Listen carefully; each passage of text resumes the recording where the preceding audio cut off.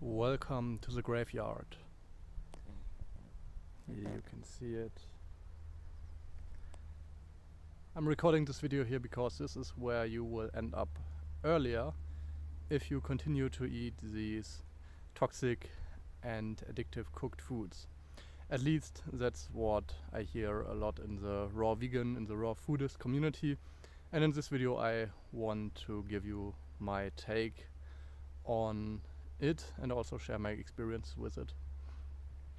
So, I started in 2022, in the beginning of the year, so exactly 2 years ago to this date.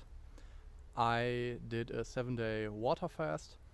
I don't know why I did it, to be honest. I somehow got into it and felt compelled to do it and just did it as a start into the year, and because I had holidays also. And that was like the initiation for me, or the beginning to question again, what is a healthy diet really? What does it really mean for me? And then I got into Robert Morse, the whole detoxification thing, the herbs, the fasting, also Arnold Ehret, the mucusless diet healing system. Lauren Lockman got a certification as a health coach later, which I will talk about in another video. And I developed this goal of wanting to be completely raw vegan because it's the best. And I remember last year, so for 2023, my goals have been like to eat raw till 4 as a standard, and to have like 2 to 3 fully raw days in the week. And now I let you know why I digress from that now. It is for me because I find it difficult to eat completely raw, especially in colder climates like right now. And usually when people eat a raw vegan diet and it's high carbs, they eat like fruit all the day and a salad with some nuts or seeds or avocado in the evening. And for me, I never really liked salads, so that was a challenge for me anyways. And I also don't like these like zucchini noodles, cucumber noodles as a substitution too much. For me, I was always lacking like satiation. And for me, I get satiation by eating a meal of white rice, black beans, maybe corn, tomato sauce and some hot sauce on it, and some garlic in it, some herbs, and that's the one meal I think I could eat easily for the rest of my life without getting tired of it. I'm not talking about fruit. I prefer fruit, but for a meal, for me it is really starch-based, like white rice, pasta, also lentils, beans. I just like it a lot. And that's what I was really missing on the raw vegan diet, and also with the salads. I was eating a lot of volume, but I never felt really full. And I also didn't really like the taste, because also in there I was feeling people eat it, but then they put the dates again in the dressing, and yeah, need some more sweetness or some density with fats and go higher fat.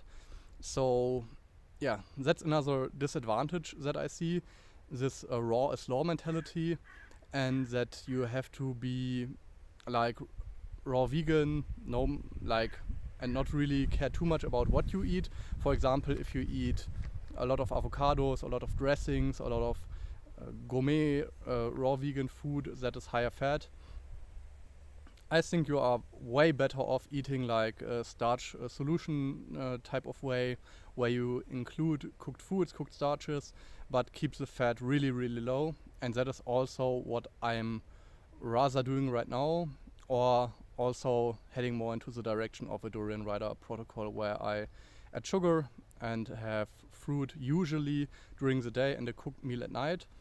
But I'm also getting more relaxed with that. Like, I went to work a few weeks ago, and then I just didn't have ripe bananas or good grapes at hand, which is what I usually start my day with eating wise.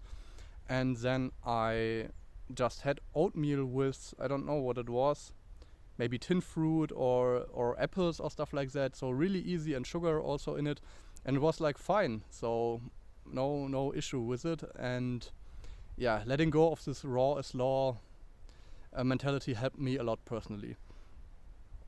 Also, I felt that it is easier to eat in social situations. Of course, you can not care too much about it and just don't go out for eating or don't go to social events or bring your own stuff all the time.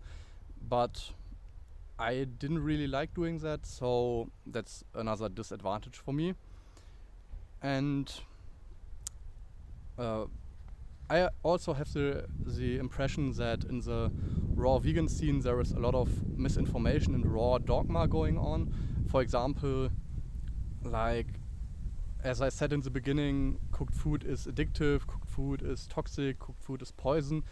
And I'm like, I'm not sure about that.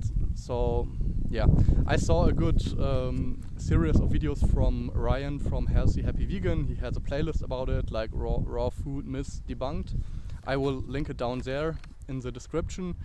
And yeah, let me know in the comments what you think about it, if raw food is really poisonous and toxic.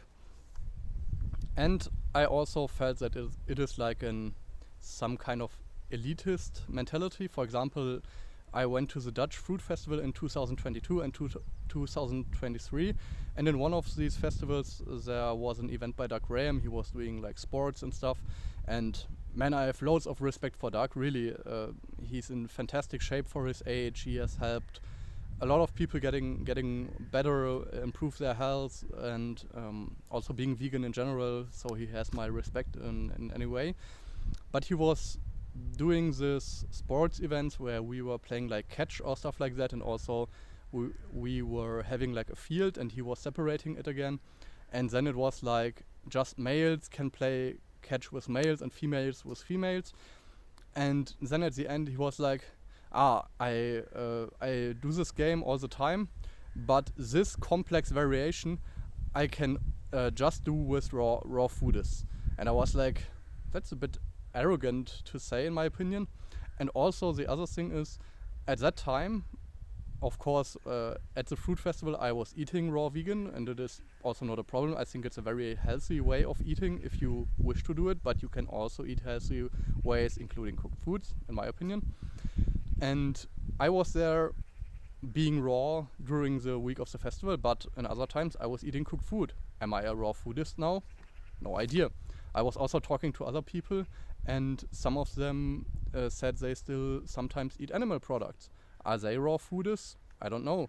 And other good friends from myself also, they like to eat potatoes, for example, like Joris, and they also go to the fruit festivals, but it's again this, to me sometimes problematic approach of wanting to be fully raw and raw is law and stuff like that.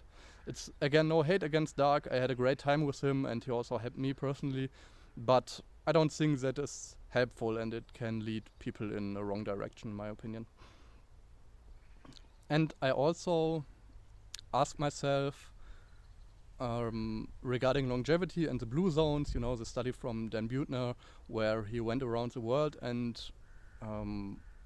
searched for the longest living populations, and he had like 5, or I think right now it's 6 blue zones, and they eat predominantly plant-based. They include animal products in small quantities, and some also include like olive oil and stuff like that, but none of these populations eats a high raw diet, but they eat a high carb diet and they eat a starch-based diet.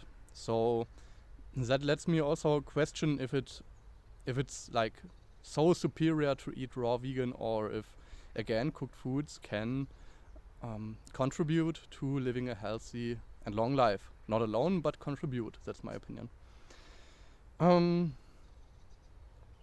Also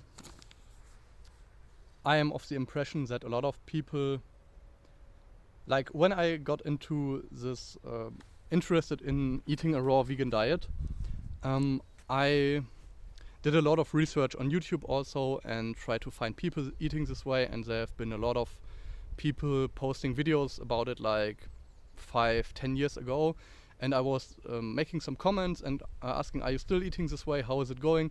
And many of them said, Right now I'm eating a more balanced approach, whatever that means.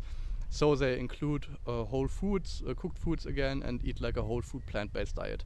And I would say for most people that's the most practical, really healthy approach, where you can go into social situations where you can feel satiated, and you can still have like days where you eat completely raw vegan. And I would look into the direction of T. Colin Campbell, Caldwell B. Esselstyn, Neil Barnard, John McDougall or Joel Furman. That's like 5 doctors really prominent in this scene.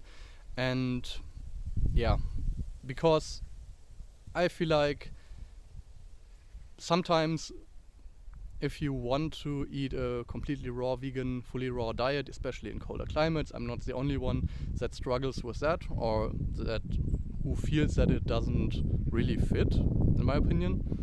And if you stress out a lot about it, I think the stress itself is unhealthier than a bowl of rice compared to a salad. Okay, let me know in the comments what you think, what your experiences are. That's it for today's video from the graveyard, and I hope you have a fantastic day. See you next time.